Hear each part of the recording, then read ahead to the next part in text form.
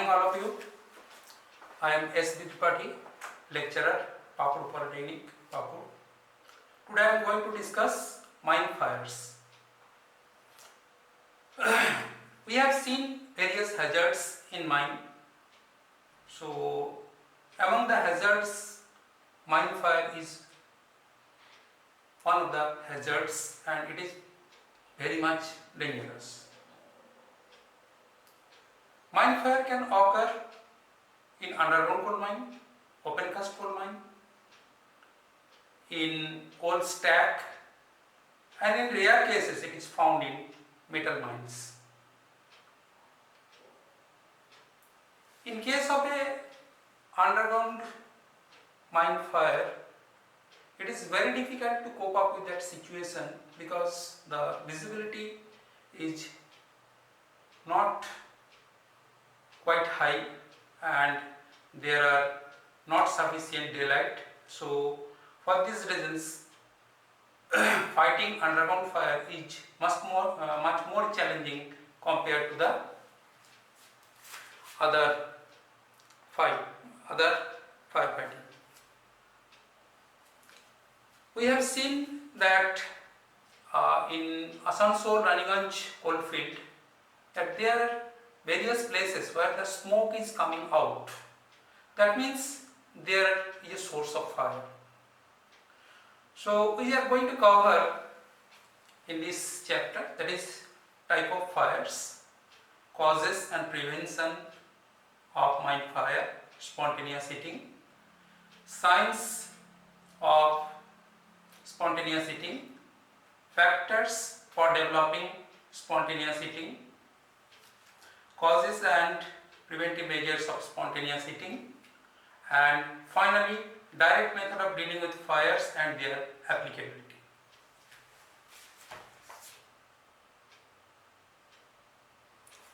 When a mine fire occurs, we see there are basically two types of losses. Number one, direct losses. Number two, indirect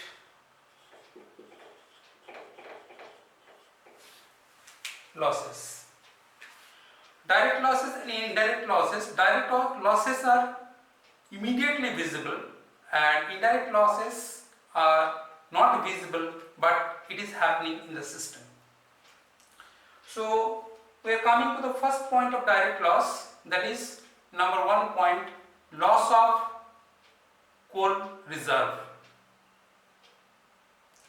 We know in a seam the coal spread through a wide area and at any particular point if the fire occurs it can spread through or propagate through the rest portion of the mine. So the coal reserve that has been estimated during the exploration that cannot be recovered intact due to the occurrence of the fire, some amount of coal will be converted into ash. Next point is loss of mining equipment. Nowadays almost all the mines are working in mechanized manner. So we are deploying a number of mining equipments like drill, gated box, coal cutting machine, locos for various purposes. So whenever a fire occurs, then we can see that the fire can damage all these equipments because we get very less amount of time to recover those machines or bring those machines to the surface. It occurs suddenly and that outburst. Next we are coming to cost of firefighting. Cost of firefighting, that is how we are fighting the fire, that is how we are going to cope up with the fire. We want to we want to eliminate the effect of fire, that means by any type of extinguishing agent like sand, water, different type of fire extinguishers, these can be used.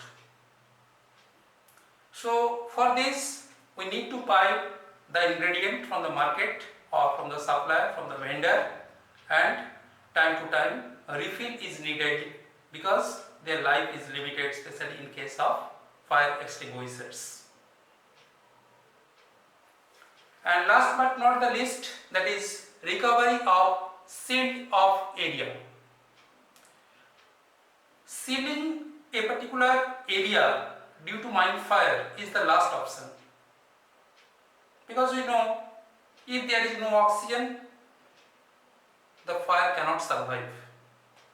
So whenever we are trying to eliminate the fire, then we are using various equipments, various extinguishing agents like sand, water, different fire extinguishers. But if that is not under control, then in that case we have to make the area isolated from the rest of the mine. For this purpose, generally permanent stopping is built at the required place. For permanent stopping we are using bricks, so the area will be sealed off as per the management's decisions or decision from the DGMS. Whenever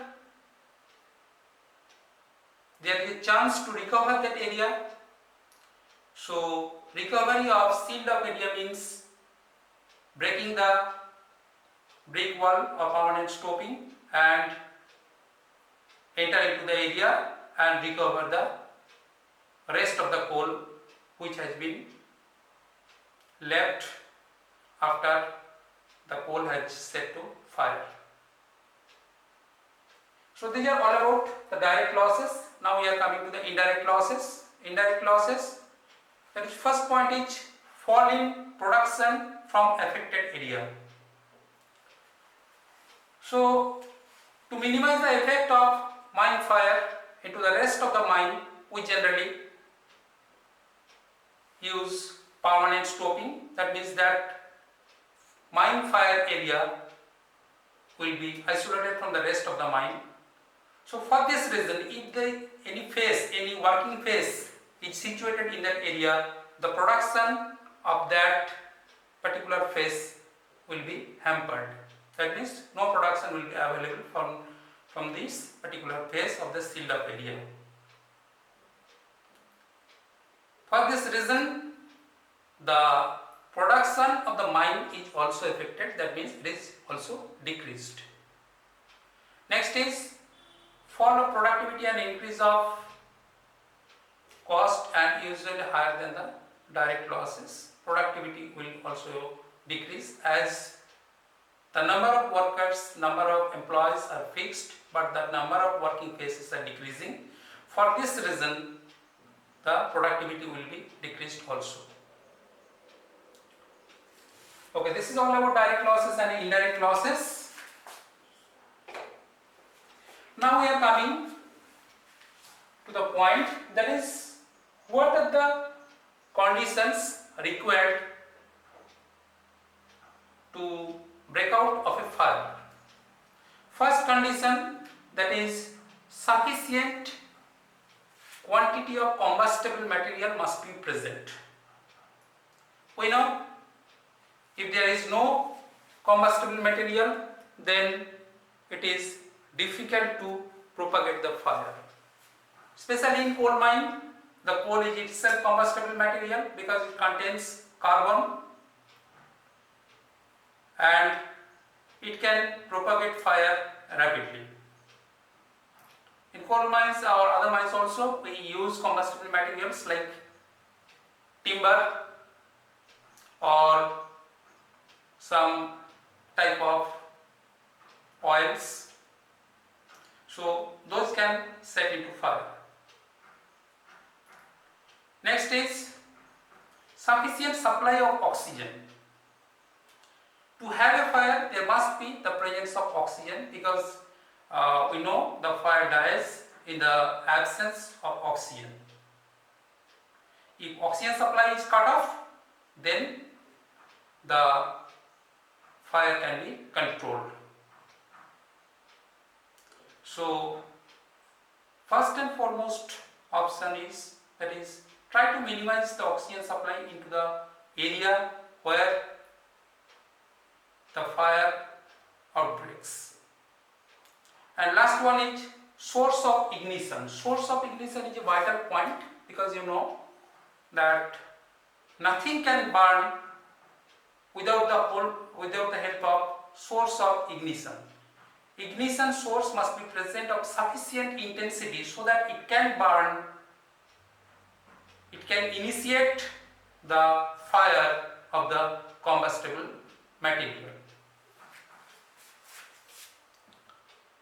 Now we are coming to types of fires. Types of fires, basically two types. One is incipient fire, another is direct fire, open fire. Types: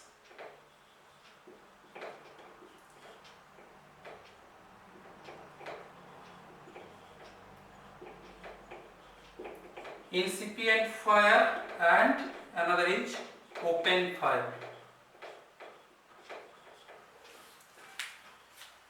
Incipient fire, it is sometimes called sim fire, because this type of fire is basically the spontaneous heating or spontaneous combustion of coal.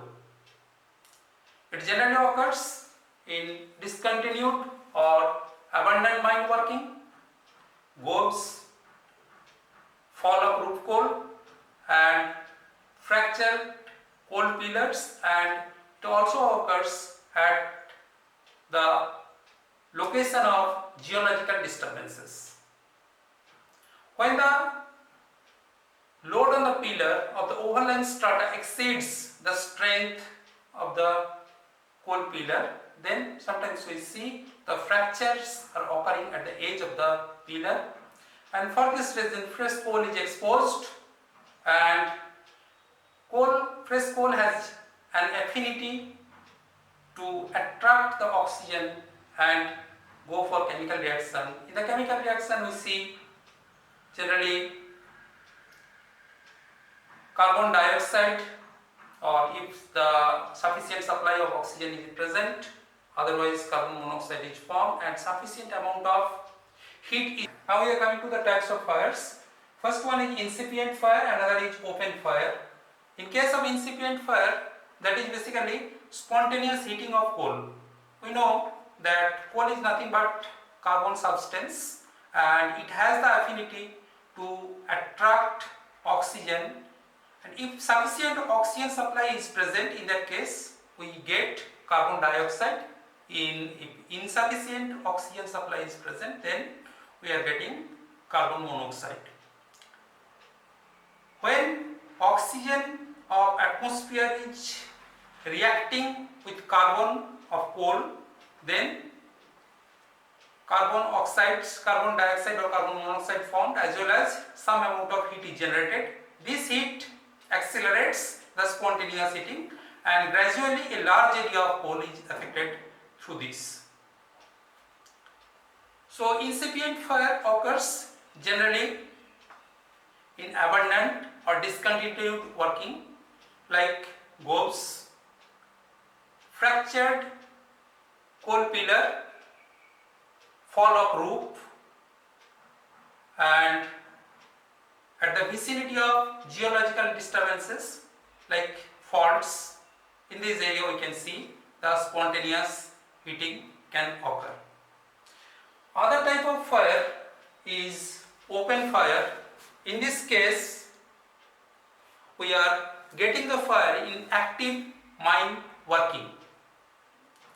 In active mine working, it may happen due to various reasons, and the location of these fires are generally mine workings, mine shafts, roadways, staple pit. These are the locations of these type of fires. And rate of propagation of fire depends on availability of combustible material in a continuous manner, as well as velocity of air and other some factors. Thank you.